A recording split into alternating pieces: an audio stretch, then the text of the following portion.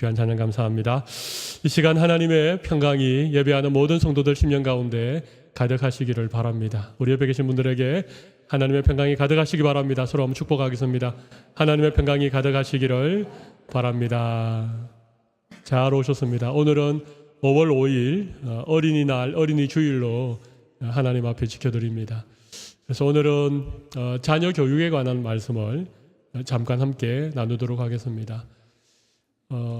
세상 살다 보면 마음대로 안 되는 일이 참 많은데 건강도 내 마음대로 되지 않고 또 사업도 내 마음대로 되지 않고 연애도 내 마음대로 되지 않는데 그중에 제일 내 마음대로 되지 않는 것 가운데 하나가 아마 자녀가 아닐까 그런 생각해 봅니다.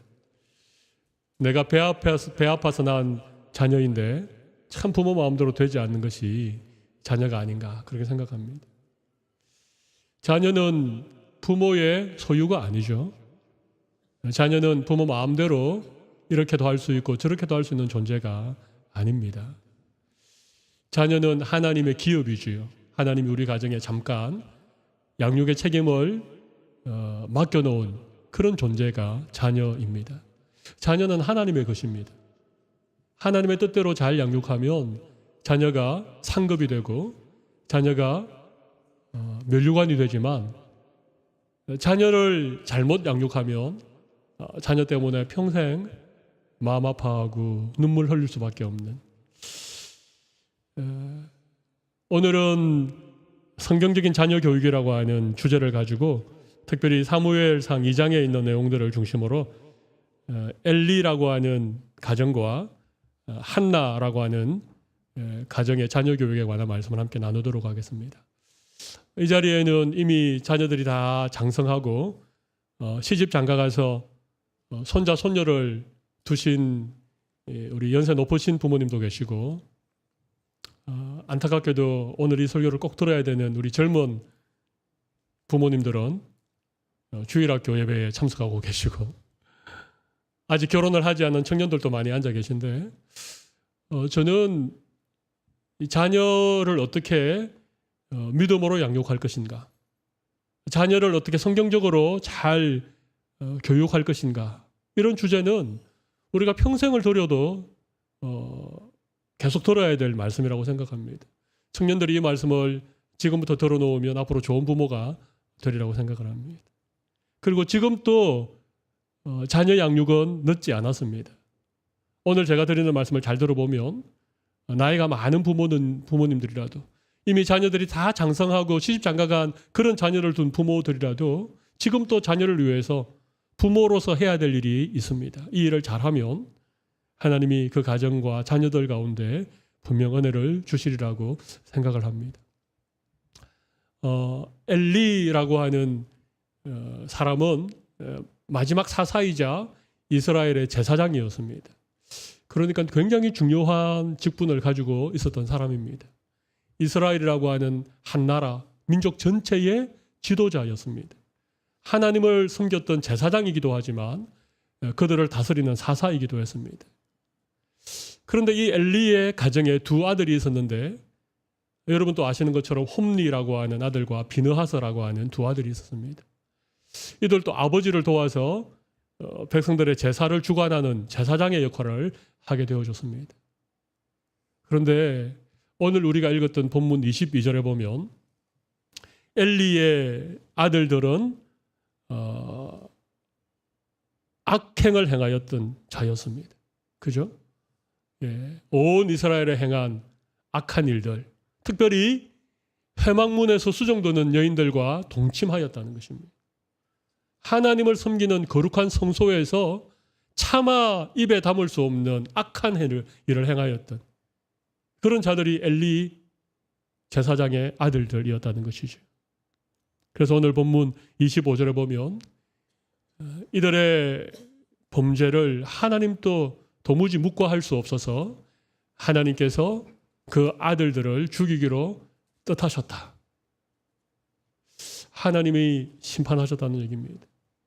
하나님의 말씀처럼 이 엘리의 두 아들들은 한시에 죽임을 당합니다. 그리고 아들들의 죽음에 대한 소식을 들었던 엘리도 어제에서 넘어져서 목이 부러져서 처참한 처우를 맞이하고 맙니다. 한 가문이 엘리라고 하는 이 제사장의 가정이 그냥 완전히 무너져 버리는, 자녀를 잘못 양육하고 자녀가 잘못 행함으로 말미암아 이 가정이 무너지는 그런 모습을 우리가 오늘 본문을 통해서 읽을 수 있습니다. 그런데 이 사무엘상 2장은 좀 독특한 구조로 그렇게 말씀이 기록되어져 있습니다. 사무엘상 2장을 가만히 읽어보면 한나, 사무엘의 어머니죠. 한나가 기도하여 사무엘을 낳고, 그리고 사무엘을 여호와의 집에 이렇게 보내게 되는데, 그곳에서 하나님을 섬겼다, 그런 얘기가 2장 11절까지 계속됩니다. 사무엘의 얘기가 계속되다가 2장 12절부터 엘리 아들들의 얘기가 나옵니다. 엘리 아들들의 악한 어떤 모습들이 기록되어져 있습니다. 엘리의 악한 아들들의 얘기가 17절까지 계속되다가 18절에 보면 또 사무엘의 얘기가 나옵니다. 사무엘이 어렸을 때 세마포 에봇을 입고 여호와 앞에서 섬겼더라. 사무엘 얘기가 나오다가 오늘 우리가 읽었던 22절 보면 또 엘리 아들들의 이 악한 행실에 대해서 또 나옵니다. 그리고 26절은 어린 사무엘이 사람들과 여호와 앞에 더 은총을 받더라, 이런 얘기가 나오고, 또 그 뒤에를 이어서 27절 보면 하나님의 사람이 엘리의 집에 저주를 예언하는 그런 내용이 나옵니다. 무슨 얘기를 드리려고 하는가 하면요, 사무엘상 2장은 이 사무엘 얘기, 엘리 아들들의 얘기, 또 사무엘 얘기, 또 엘리 아들들의 얘기, 또 사무엘 얘기, 또 엘리 아들들의 얘기, 이렇게 이 두 가정의 얘기가 반복적으로 서로 교차하면서 나오고 있다는 것입니다. 의도가 무엇일까요? 물론 이 말씀의 의도는 이렇습니다. 엘리로 대표되던 이 이스라엘의 혼돈의 역사, 사사시대가 이제 끝나고 어린 사무엘, 그를 통하여 하나님의 새로운 역사가 시작되어지는 이런 어떤 상황들이 겹쳐 있는 내용이 사무엘상 2장의 내용입니다. 그래서 사무엘을 통해서 이스라엘의 영광스러운 왕정시대가 시작이 되어지죠. 왕정시대라는 말은 사울 왕, 다윗 왕, 솔로몬 왕, 이런 왕들이 이스라엘을 다스렸던, 이스라엘의 역사 가운데 가장 찬란했던 그런 시대가 이 사무엘을 통하여 서서히 지금 열리고 있는 그런 장면입니다. 그러니까 한 가문이 몰락하면서 이스라엘의 어두웠던 사사시대가 주물어가고 믿음으로 자라난 이 어린 사무엘이 역사의 전면에 등장하면서 이스라엘의 영광스러운 왕정시대가 시작되어지는 그런 얘기가 지금 사무엘상 2장에 기록되어져 있는 것이죠. 그런데 오늘 저는 이 광범위한 이스라엘 역사 얘기를 좀 접어두고 좀 의미를 축소시켜서, 내용을 축소시켜서 엘리라고 하는 가정의 자녀 얘기와 한나의 가정의 사무엘 얘기를 좀 드리도록 하겠습니다. 그리고 어떻게 하면 우리가 자녀들을 말씀대로 믿음으로 잘 양육할 것인가. 그래서 우리의 가정에서 자라나는 자녀들이 어떻게 하나님 나라의 신실한 일꾼이 될 수 있을 것인가. 어떻게 이 험한 세상에서 믿음을 지키면서 믿음의 사람으로 그렇게 살아갈 수 있을 것인가. 그런 요지로 말씀을 드리도록 하겠습니다. 오늘 말씀은 간단합니다. 엘리의 자녀 교육과 한나의 자녀 교육 두 가지씩을 제가 비교하겠습니다. 이 비교를 여러분들이 잘 들어보시면 여러분에게 자녀 양육에 굉장히 도움이 되리라고 생각합니다. 첫 번째 생각해 볼 것은 엘리의 실패한 자녀 교육입니다. 엘리의 자녀 교육이 실패했던 두 가지 이유가 있는데, 첫 번째는요, 엘리는 자식을 제대로 사랑하는 법을 몰랐다는 것입니다. 엘리의 자녀 교육이 실패했던 첫 번째 이유가 뭐라고요? 자식을 제대로 사랑하는 법을 엘리가 몰랐다는 것입니다. 부모가 자식 사랑하는 것은 이건 천륜입니다. 누가 가르쳐 주지 않아도 부모는 다 자식을 사랑합니다.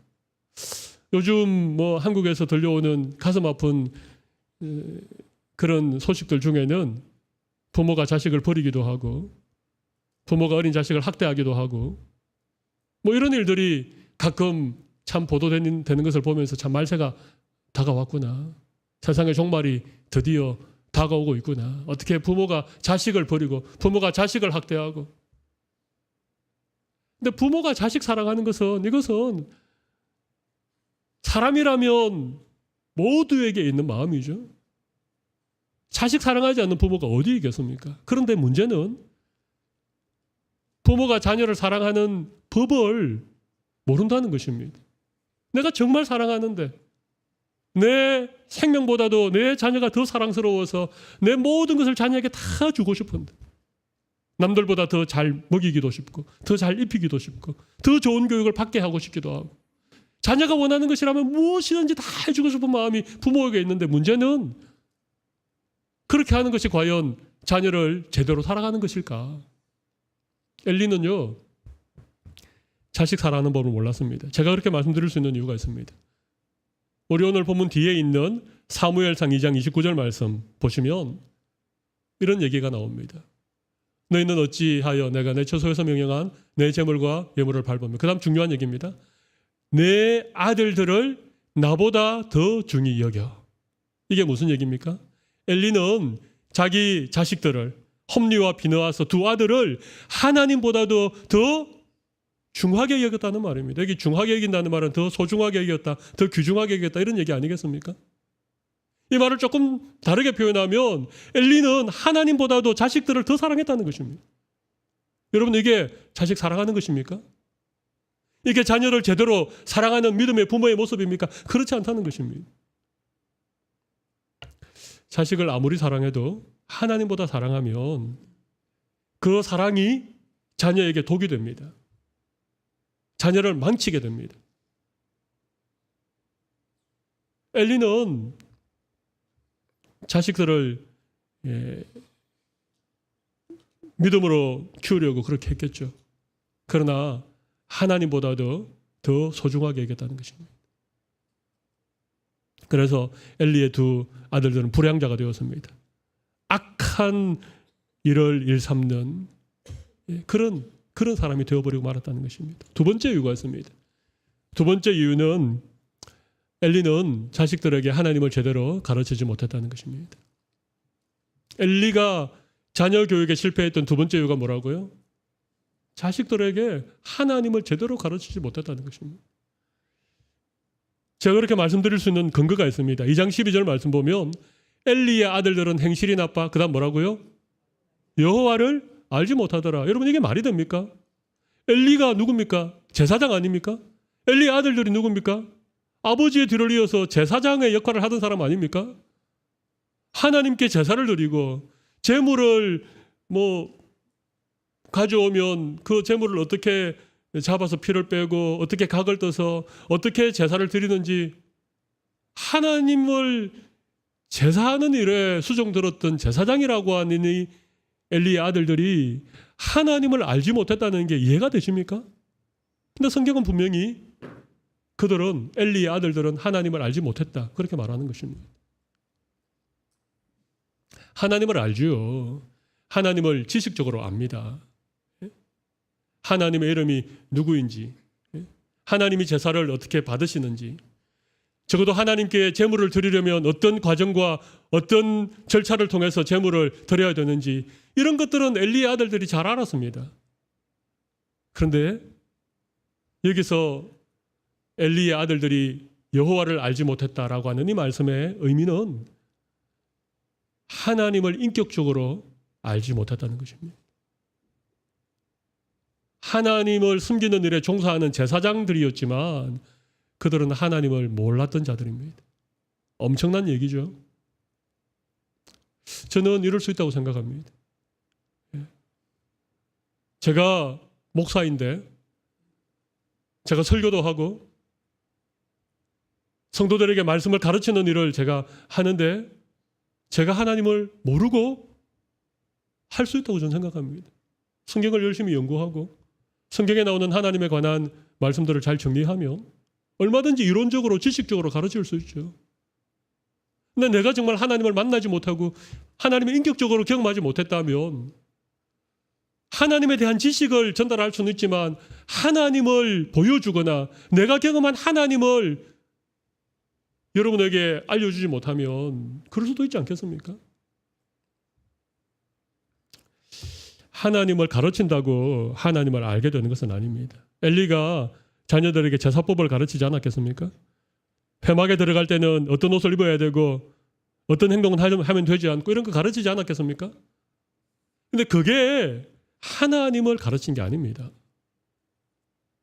많은 부모들이 아이들에게 성경 읽어라, 주일학교 가라, 교회 가라, 기도해라, 하나님은 어떤 분이다. 그렇게 하면 자녀들이 하나님을 배우고 하나님을 알게 되리라고 착각하는데 그렇지 않습니다.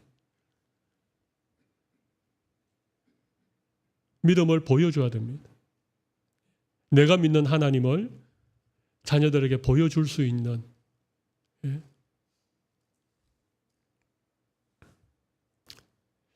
자녀는 부모의 뒷모습을 보고 배운다라는 말이 있습니다. 예. 부모가 하는 모습들, 예. 부모의 삶을 통해서 우리 부모가 믿고 있는 하나님을 자녀들도 알고 하나님을 믿는 것이죠. 많은 경우에 부모들이 이 믿음의 교육을 실패하는 경우가 참 많은데 지금 엘리의 가정이 그랬다는 것입니다. 네.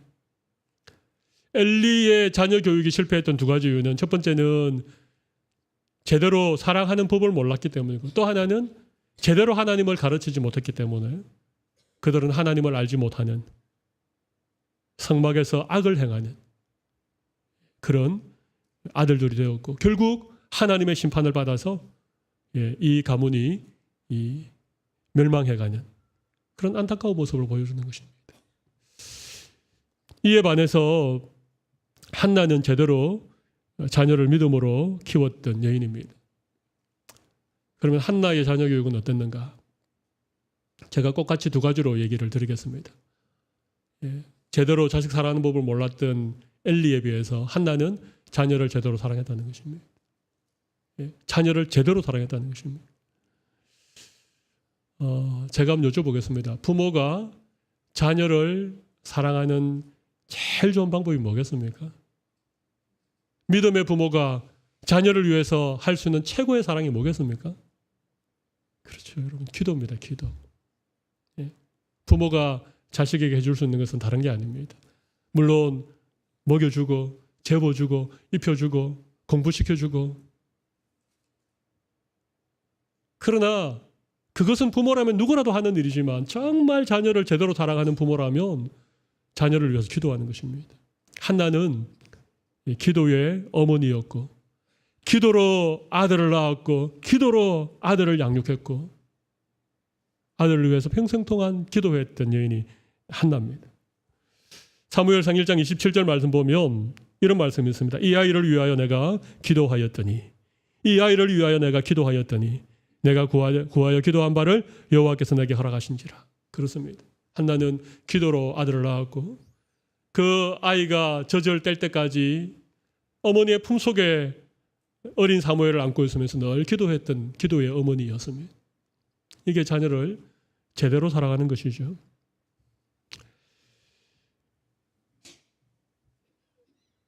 그리고 또 한 가지가 있습니다. 사무엘상 2장 19절 말씀에 보면 이런 얘기가 나옵니다. 이제 사무엘이 어머니 품에서 젖을 떼고 하나님께 약속한 대로 사무엘을 하나님께 드렸습니다. 실로라고 하는 그곳에 있는 회막에 사무엘이 가서 살게 되었습니다. 그리고 한나는 매년 그의 어머니가 매년 드리는 제사를 드리러 그의 남편과 함께 사무엘이 있는 실로로 올라가는 것입니다. 올라갈 때마다 작은 겉옷을 지어다 그에게 주었다. 여러분 여기 작은 겉옷이라고 나오죠. 이 말씀은 좀 곰곰이 생각을 해볼 말씀이라고 생각합니다. 여러분 한나가 어린 사무엘을 1년에 한 번 실로에 제사 드리러 갈 때만 만날 수 있는데 어머니 한나가 어린 사무엘에게 무엇을 주었다고요? 작은 겉옷을 지어다가 그에게 주었다는 것입니다. 우리 이렇게 생각해 볼 수 있습니다. 맛있는 음식을 준비해서 사무엘을 먹일 수도 있습니다. 그죠? 아니면 틈틈이 좀 돈을 모았다가 그것을 사무엘에게 주고 어리지만 사무엘이 필요한 것을 사용할 수 있도록 그렇게 할 수도 있었을 것입니다.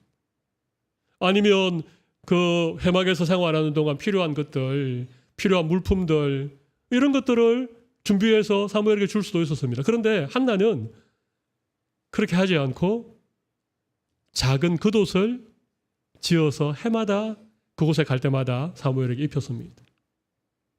이게 어떤 의미가 있을까요? 지금은 뭐 옷이 흔하죠. 예, 뭐 다양한 종류의 옷을 우리가 마음대로 구매해서 입을 수 있는데 이 사무엘 시대에는 옷이 귀했습니다. 그리고 옷 한 벌을 만들려면 옷 한 벌을 지으려면 시간이 많이 걸렸습니다. 많은 노력이 필요했습니다. 아마 한나도 이 겉옷을 만들기 위해서 뭐 필요하면 뭐 천을 자르기도 하고 그것을 이렇게 바느질로 한 땀 한 땀 기워가면서 그렇게 옷을 만들었지 않았겠습니까? 한나가 아들을 생각하면서 옷을 만들 때, 옷을 지을 때 무슨 생각을 하고 겉옷을 지었겠습니까? 아들을 사랑하는 그런 마음이 분명히 있었겠죠. 아들을 향한 그리움도 있었겠죠.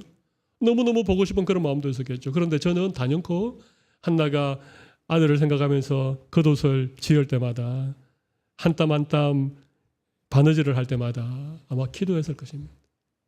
아들을 위해서 기도했을 것입니다.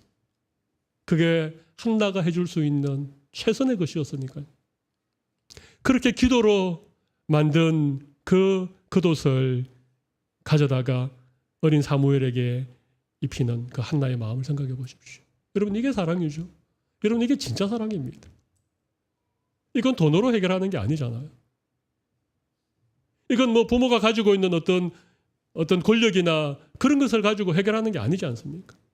이 작은 겉옷에는요 한나의 눈물이 담겨 있고 자식을 향한 사랑이 담겨 있고 한 땀 한 땀 바느질 해가면서 그 한 땀 한 땀 새겨놓은 기도가 담겨 있는 그런 겉옷 아니겠습니까? 그걸 해마다 어린 사무엘에게 입혔다는 것입니다. 정말 지혜로운 여인이죠. 정말 자식을 제대로 사랑할 줄 아는 엄마가 한나입니다. 아마 사무엘이 매년 어머니가 올라와서 주는 그 겉옷을 입지 않았겠습니까? 그 겉옷을 입으면서 사무엘이 어떤 생각을 했을까요?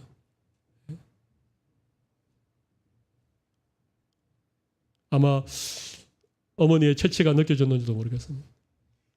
아니면 옷을 입을 때마다 어머니의 그 사랑에 가슴이 따뜻해졌는지도 모르겠습니다.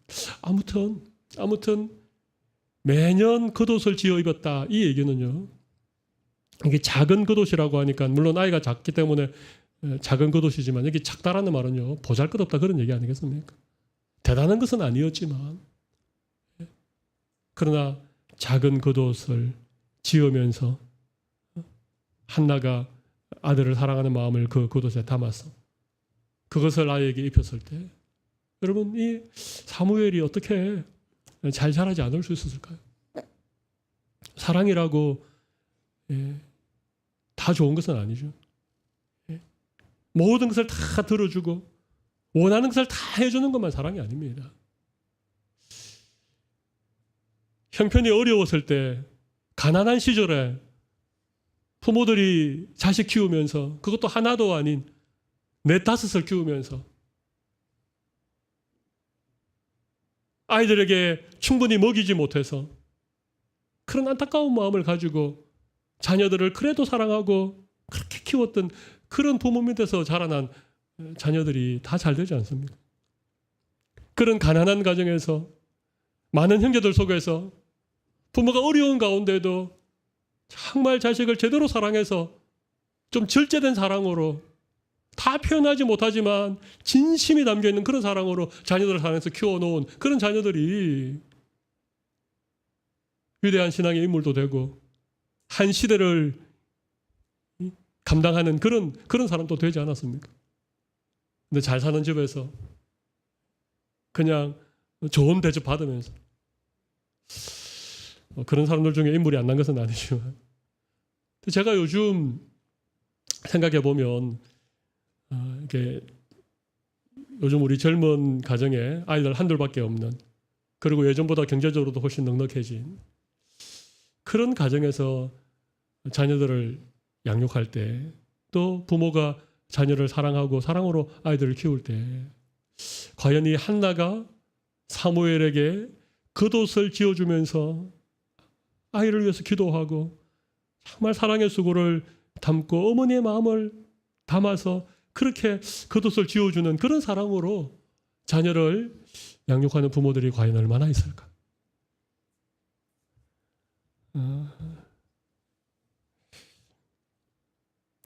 제대로 자녀를 사랑할 수 있는 부모들이 되면 정말 좋겠습니다. 사랑은 배워야 됩니다. 예. 저는 오늘 한나의 기도를 통해서, 또 한나가 작은 겉옷을 사무엘에게 지어주었다라고 하는 이 말씀을 통해서 부모된 우리가 어떻게 자녀를 사랑해야 할 수 있을 것인가, 그런 좋은 힌트를, 또 어떤 인사이트를 오늘 본문을 통해서 부모들이 좀 얻었으면 좋겠습니다. 한 가지만 더 말씀드리겠습니다. 그것은 한나는 하나님을 제대로 가르쳤다는 것입니다. 예, 하나님을 제대로 가르쳤다. 한나의 기도가 2장 6절 7절에 있는데 2장 6절 7절만 한번 보도록 합시다. 예. 한나가 이렇게 기도합니다. 여호와는 죽이시기도 하시고 살리시기도 하시고 서울에 내리기도 하시고 거기서 올리기도 하시는도다. 7절. 여호와는 가난하게 하기도 하시고 부하게도 하시며 낮추기도 하고 높이시기도 하는도다. 거기까지만 봅시다. 여기 보면 한나는 하나님이 어떤 분이라고 고백하고 있습니까? 죽이기도 하고 살리기도 하고 가난하게 하기도 하고 부하게도 하고 낮추시기도 하고 높이시기도 하는, 서울에 내리시기도 하고 거기서 올리시기도 하는. 그러니까 한나가 믿었던 하나님은 이런 분이십니다. 그리고 이런 하나님을 신뢰했기 때문에 어린 아들이었지만, 갓 저절된 그런 아이였지만 그 사무엘을 하나님께 맡길 수 있었습니다. 하나님께 드릴 수 있었습니다. 왜? 하나님이 사무엘의 평생을 책임지는 분인 것을 알았기 때문에. 하나님께 맡기면 부모 밑에서 아이를 키우는 것보다도 하나님이 이 아이의 모든 것을 책임져 주시는 것을 한나는 믿었기 때문에 어리지만 사무엘을 하나님께 드릴 수 있었습니다. 한나에게 이런 믿음이 없었다면, 한나에게 하나님을 향한 이 분명한 신앙의 고백이 없었다면 아마 한나가 이런저런 이유를 댔겠죠. 아직 너무 아이가 어려서, 아직 아이가 말도 제대로 못하니까, 아마 뭐 이런저런 이유들로 하나님께 드리는 시간을 미루었는지 모르겠습니다. 뭐 10대가 되면, 그죠?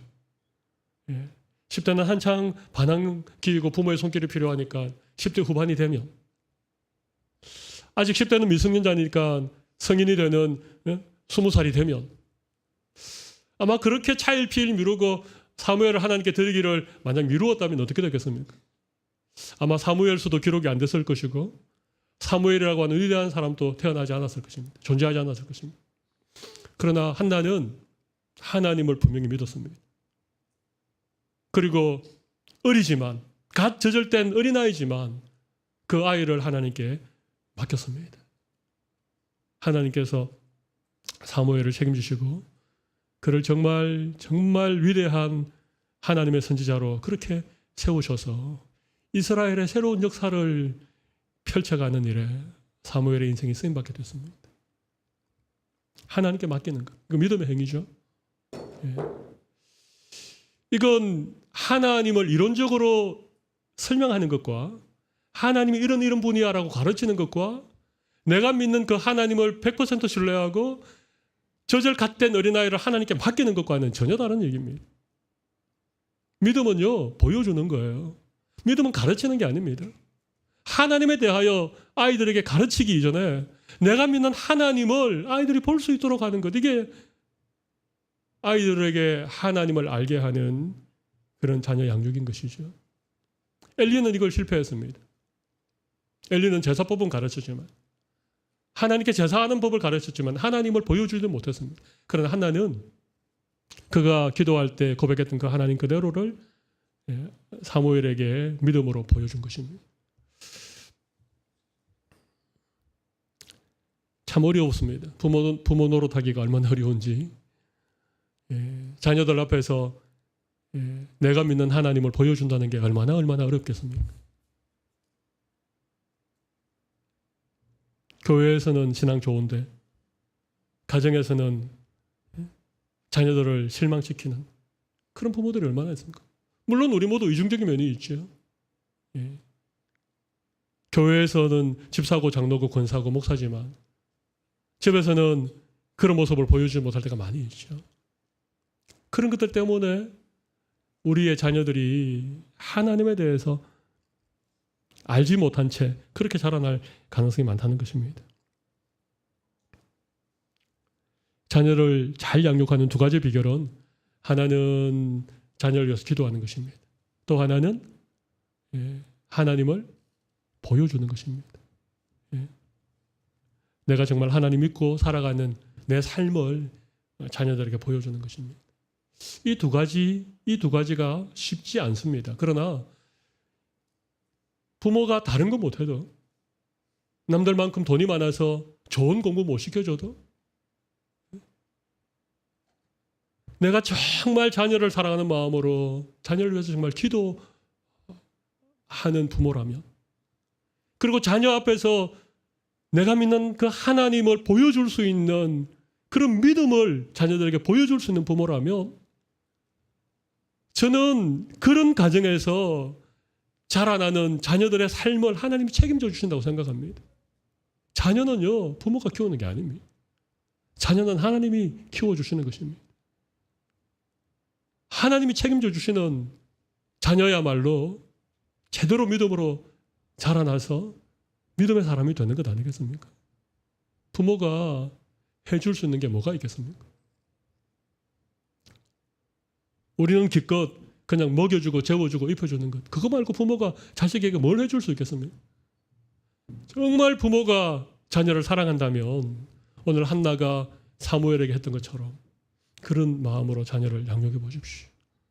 하나님께서 우리의 자녀들을 믿음의 사람들로 그렇게 세워주시리라고 믿습니다. 이 자녀 양육은 시간이 중요하지 않습니다. 물론 어릴 때 그렇게 자녀를 믿음으로 잘 키우면 좋겠지만 지금 여기에는 벌써 자녀들이 장성하고 결혼해서 아들 딸 놓고 손주까지 보신 그런 부모님도 계시죠. 그러나 한 번 부모는 영원한 부모입니다. 90된 어머니가 70된 아들에게 뭐라 그럽니까? 얘야 오늘 다닐 때 차 조심해라 그러지 않습니까? 그러니까 부모는 영원한 부모입니다. 그리고 부모가 자녀를 양육하는 것은요, 자녀가 어렸을 때뿐만 아닙니다. 평생토록 부모는 자녀를 양육하는 거예요. 지금도 부모 여러분, 여러분의 장성한 자녀들, 결혼한 자녀들을 우리는 믿음으로 양육할 수 있습니다. 두 가지만 하면 됩니다. 하나는 그 자녀를 위해서 다시 기도의 무릎을 꿇으십시오. 다시 자녀를 위해서 기도의 무릎을 꿇으십시오. 그리고 또 한 가지는 자녀들에게 믿음을 보여주십시오. 여러분이 믿는 하나님을 자녀들에게 보여주시면 됩니다. 이 두 가지만 하면 하나님은 이 시간에 여러분의 자녀들을 다시 믿음으로 돌아올 수 있도록 그렇게 역사해 주실 것입니다. 가끔 저희 어머니가 저랑 통화하면서 늘 하시는 말씀은 내가 너를 위해서 기도하고 있다. 늘 그런 얘기 하십니다. 그리고 연세가 높으시고 건강이 좀 좋지 못하시지만 그래도 내가 하나님 은혜로 늘 기쁘게 늘 감사하게 그렇게 내가 주님의 은혜로 그렇게 하루하루 잘 지내고 있다. 이 얘기를 꼭 하십니다. 제가 그 얘기 들으면서 정말 어머니가 나를 사랑하시고 기도하고 계시구나. 어머니가 지금도 여전히 하나님을 믿는 믿음 때문에 연세가 높으시고 몸이 조금씩 불편해 가시지만 아들이 멀리 외국에 있지만 그런 것과 상관없이 늘 마음의 기쁨과 평강을 누리고 계시군요. 어머님의 마음에 평강과 기쁨을 주신 그 하나님, 살아계신 하나님. 내 부모가 평생토록 믿어왔던 그 하나님. 그 하나님을 자녀가 믿지 않을 수 있겠습니까? 우리가 그렇게 하나님을 믿는 모습으로 살아가면 그것이 자녀들을 정말 사랑하는 길이고 자녀들을 정말 믿음으로 양육하는 길은 우리가 믿음으로 사는 거예요. 우리가 하나님의 평강을 누리는 것입니다. 부모가 다른 것 때문이 아닌 하나님 때문에 감사하고 하나님 때문에 기쁘게 살아가는 모습들, 이것이 우리의 자녀들이 이 험한 세상 가운데 믿음 잃지 않고 하나님의 사람들로 세워져 가는 그런 부모의 역할이 아닌가 그런 생각을 해봅니다. 저는 우리 사랑의 교회 다음 세대가 믿음의 자녀들이 되기를 간절히 기도하고 있습니다. 예. 우리 교회 다음 세대를 위해서 기도 많이 해주시고 우리의 보여주는 우리의 삶이 우리의 다음 세대들에게 정말 하나님 살아계시군, 하나님을 믿는 믿음이란 저런 것이군, 그것을 보여줄 수 있는 그런 부모 역할 잘 감당할 수 있는 우리 모든 성도들이 다 되시기를 바랍니다.